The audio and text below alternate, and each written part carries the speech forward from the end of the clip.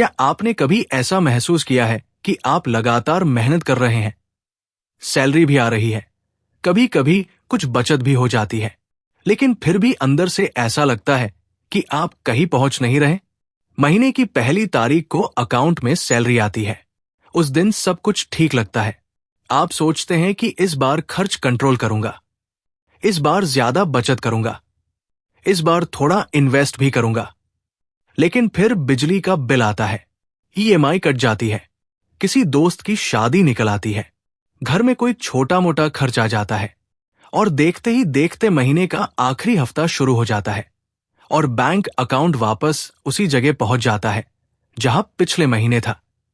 शायद थोड़ा ऊपर, शायद थोड़ा नीचे, लेकिन ज्यादातर लोगों के लिए कहानी वही रहती है। और सबसे दिलचस्प बात यह है कि जब हम सोशल मीडिया खोलते हैं तो हमें ऐसे लोग दिखाई देते हैं जो मानो किसी दूसरी दुनिया में जी रहे हों। किसी ने नई कार खरीद ली, किसी ने नया घर ले लिया, कोई 35 साल की उम्र में रिटायरमेंट की बात कर रहा है, कोई कह रहा है कि उसकी नेट वर्थ करोड़ों में पहुंच गई। और तब हमारे दिमाग में एक सवाल आता है, मैं क्या मिस कर रहा हूं? क्या मैं पर्याप्त मेहनत नहीं कर रहा? क्या मैं बहुत लेट शुरू हुआ? या शायद क्या अमीर बनने का कोई ऐसा नियम है जो मुझे अभी तक समझ ही नहीं आया? मैं आपको एक छोटी सी बात बताऊं, मैं अपना काफी समय पैसे के बारे में सोचने में बिताता हूं। सिर्फ पैसे कमाने के बारे में नहीं, बल्कि इस बात के बारे में कि आखिर कुछ लोग धीरे धीरे संपत्ति बनाते कैसे हैं, जबकि दूसरे लोग सालों तक लगभग उसी जगह खड़े रहते हैं। और जितना ज्यादा मैंने लोगों के वित्तीय जीवन को देखा, उतना ज्यादा मुझे एहसास हुआ कि अधिकांश लोग अमीर बनने की कोशिश बहुत जल्दी शुरू कर देते हैं। सुनने में अजीब लगता है ना?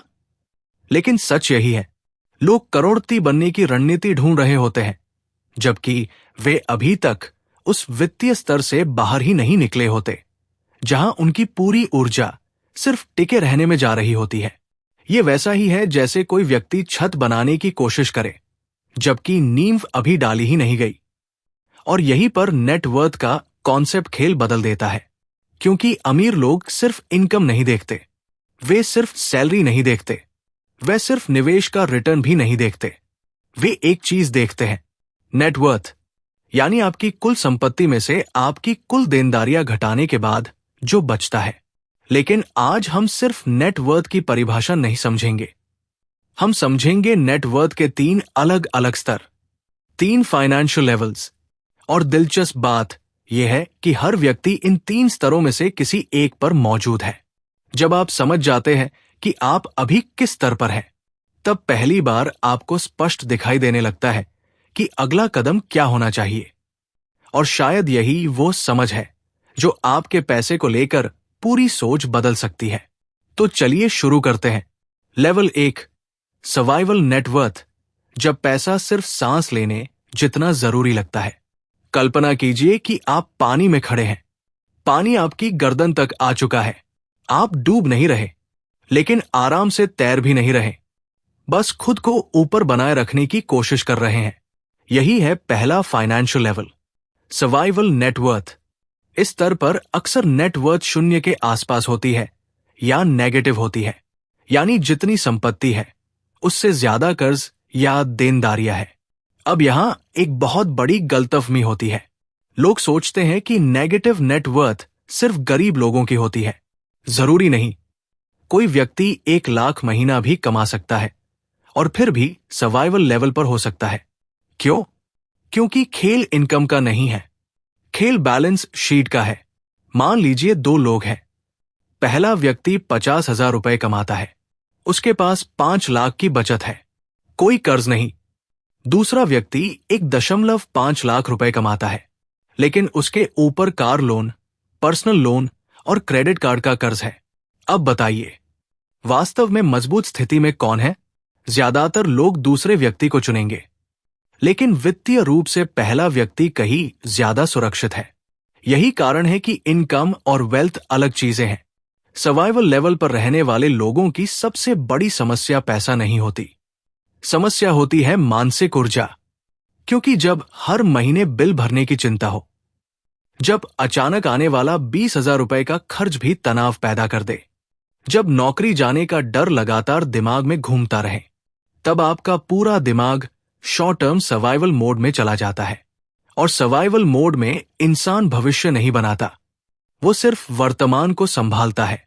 मैंने ऐसे लोगों को देखा है जो निवेश सीखना चाहते हैं, स्टॉक मार्केट सीखना चाहते हैं, पैसिव इनकम बनाना चाहते हैं, लेकिन उनके पास इमरजेंसी फंड तक नहीं है। और ऑनेस्टली ये वैसा ही है जैसे कोई व्यक्ति मैराथन की तैयारी करे जबकि उसे चलने में ही दिक्कत हो रही हो। इस स्तर से बाहर निकलने का पहला कदम क्या है? बहुत साधारण लेकिन बेहद शक्तिशाली। अपने नेटवर्थ की गणना कीजिए। हां, आज ही एक कागज निकालिए। एक तरफ एसेट्स लिखिए, दूसरी तरफ लायबिलिटीज, फिर दोनों का अंतर निकालिए। यही आपकी वास्तविक वित्तीय स्थिति है। और विश्वास कीजिए, कई लोगों के लिए यह संख्या पहली बार देखने पर चौंकाने वाली होती है, लेकिन सच जानना हमेशा बेहतर होता है, क्योंकि जिस समस्या को आप माप नहीं सकते उसे आप सुधार भी नहीं सकते। Level 2, stability net worth. जब पैसा डर कम करने लगता है। अब मान लीजिए कि आपने धीरे धीरे कर्ज कम कर लिया, इमरजेंसी फंड बना लिया, कुछ निवेश शुरू कर दिए। अब आप हर महीने सिर्फ बच नहीं रहे, थोड़ा आगे भी बढ़ रहे हैं। यहीं से दूसरा स्तर शुरू होता है, स्टेबिलिटी नेटवर्थ। ये वो चरण है जहां पहली बार पैसा आपको मानसिक शांति देना शुरू करता है। और मुझे लगता है कि यह वित्तीय यात्रा का सबसे कम आंका गया हिस्सा है, क्योंकि लोग करोड़पति बनने के सपने देखते हैं, लेकिन वे उस शांति की कीमत नहीं समझते जो स्टेबिलिटी देती है। कल्पना कीजिए, आपकी नौकरी चली जाए और फिर भी आपके पास 6-12 महीने का खर्च मौजूद हो। अचानक कोई मेडिकल खर्च आ जाए और आपको क्रेडिट कार्ड पर निर्भर न होना पड़े। आपको हर महीने सैलरी का इंतजार न करना पड़े जैसे कोई ऑक्सीजन सिलेंडर का इंतजार कर रहा हो। यह एहसास बहुत शक्तिशाली होता है। यहीं पर पहली बार पैसा आपका नौकर बनना शुरू करता है, मालिक नहीं। लेकिन यहां एक जाल भी है, बहुत बड़ा जाल, कंफर्ट ट्रैप। कई लोग स्टेबिलिटी तक पहुंचते ही रुक जाते हैं, क्योंकि अब जीवन ठीक लगने लगता है, तनाव कम हो जाता है और दिमाग कहता है बस इतना काफी है। लेकिन समस्या यह है कि इन्फ्लेशन कभी नहीं रुकती। जीवन की लागत बढ़ती रहती है, जिम्मेदारियां बढ़ती रहती है, और अगर आपकी संपत्ति नहीं बढ़ रही तो वास्तव में आप धीरे धीरे पीछे जा रहे हैं। इस स्तर पर आपका लक्ष्य सिर्फ बचत नहीं होना चाहिए, आपका लक्ष्य होना चाहिए एसेट बिल्डिंग। ऐसी संपत्तियां जो समय के साथ बढ़े, mutual funds, index funds, stocks, business ownership, real estate, यानी ऐसी चीजें जो आपके लिए काम करें भले ही आप सो रहे हों। और यहीं पर कंपाउंडिंग अपना जादू दिखाना शुरू करती है, लेकिन उसका असर तुरंत नहीं दिखता। अब तक हमने 2 स्तरों की बात की। पहला, सर्वाइवल नेटवर्थ, जहां इंसान आर्थिक रूप से बस टिके रहने की कोशिश कर रहा होता है। दूसरा, स्टेबिलिटी नेटवर्थ, जहां पहली बार जीवन में वित्तीय सांस लेने की जगह मिलती है। लेकिन अब हम उस स्तर पर पहुंच रहे हैं जहां असली खेल शुरू होता है, क्योंकि अधिकांश लोग सोचते हैं कि अमीर लोग ज्यादा पैसा कमाते हैं, लेकिन सच्चाई यह है कि अमीर लोग अलग तरीके से सोचते हैं, और यह बदलाव तीसरे स्तर पर जाकर दिखाई देता है। लेवल 3, वेल्थ क्रिएशन नेटवर्थ, जब पैसा समय खरीदना शुरू कर देता है। एक अजीब सवाल पूछता हूं, अगर कल सुबह आपकी नौकरी चली जाए तो आप कितने समय तक अपना वर्तमान जीवन जी सकते हैं?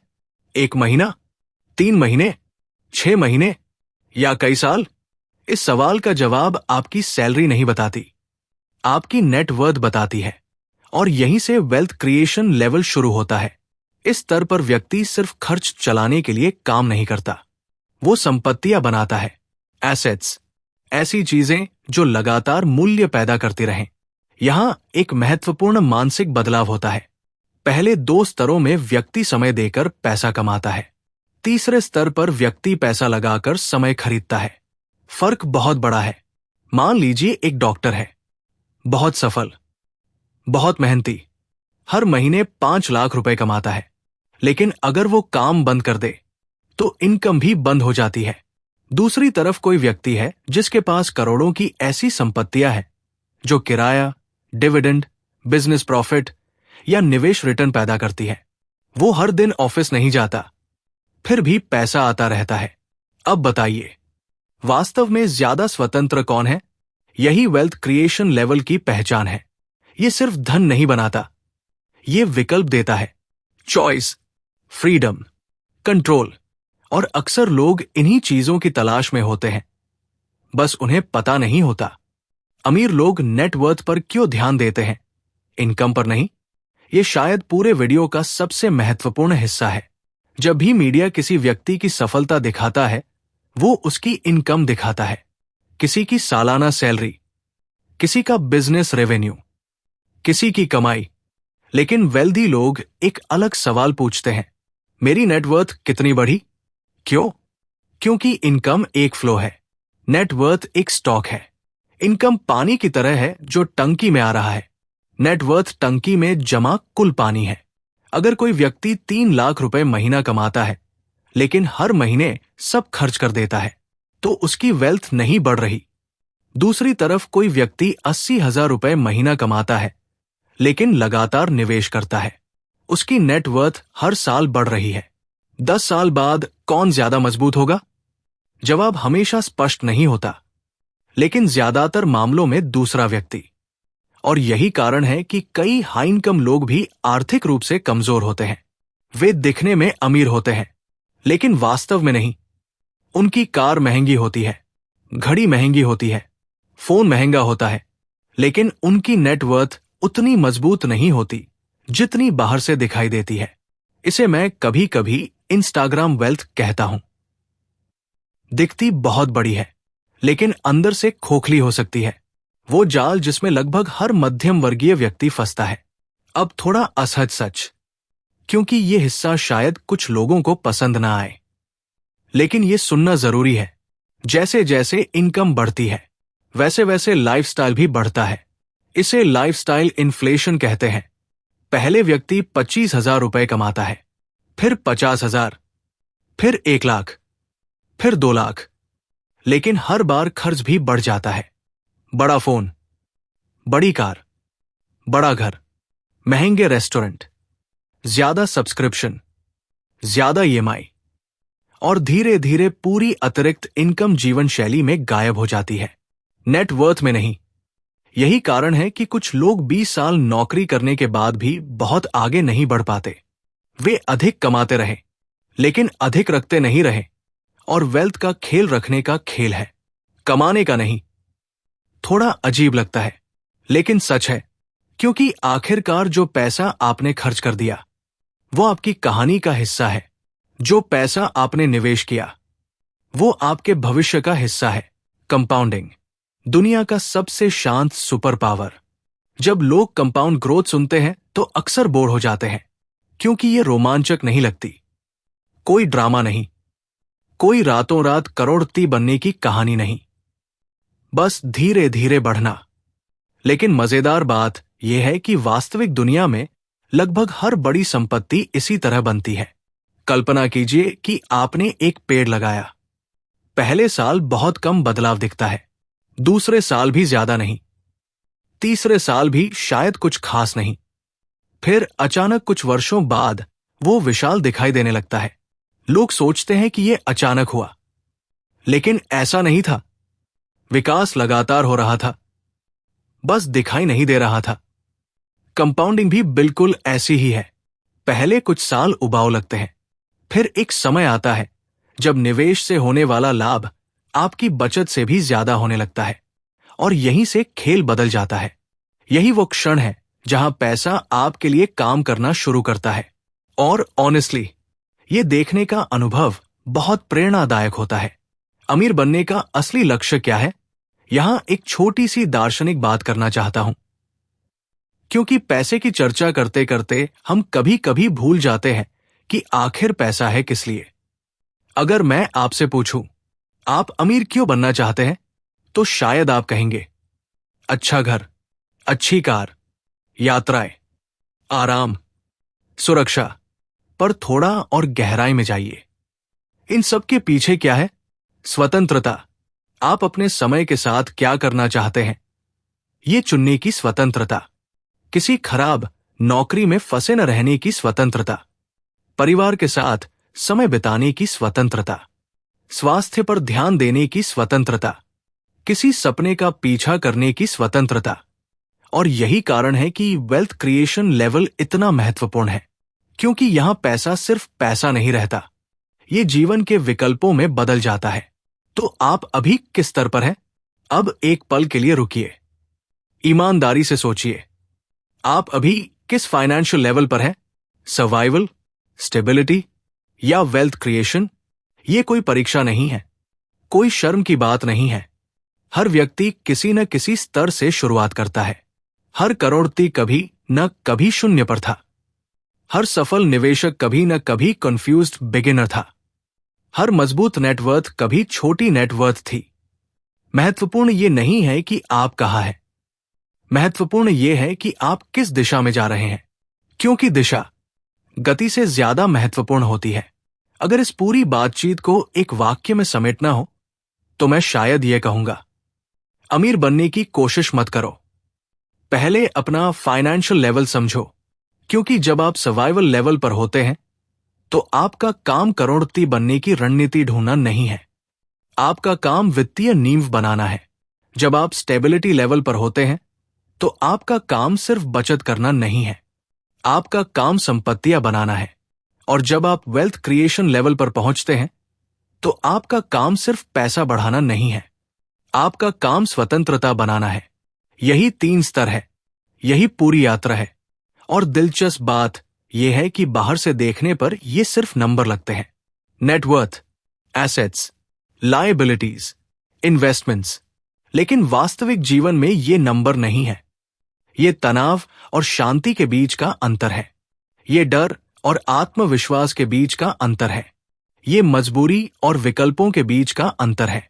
आज से 5 साल बाद आपका जीवन कैसा होगा, ये किसी एक बड़े फैसले से तय नहीं होगा, ये उन छोटे फैसलों से तय होगा जो आप हर महीने लेते हैं। क्या आप खर्च करेंगे या निवेश करेंगे?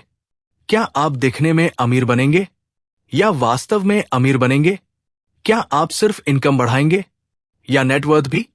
और शायद सबसे महत्वपूर्ण सवाल, क्या आप आज से अपनी वित्तीय कहानी को थोड़ा बेहतर बनाने के लिए एक छोटा कदम उठाएंगे?